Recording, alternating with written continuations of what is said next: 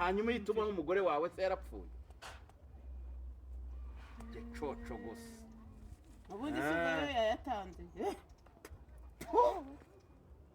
ntabwo rero ukuntu uri gutuma bamvuma ako nako ubona ko akoresha nurahangaha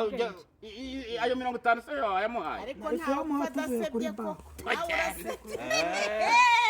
ajya nserereza nawe urasebye we uraba ukuhanagura icyo kagegera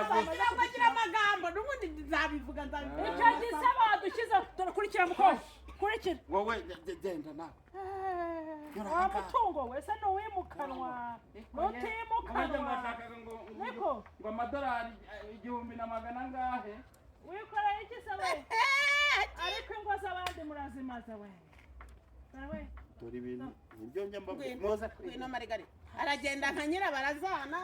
ngo nawe ngo yari yaronse ariko wabutse ntabwo birangira hanga gufasa gucibwa amande amande y'igisa ko ngenda bivuga njyewe se nkwera bibi n'ukuri kw'Imana muzamuke haramba afata kanga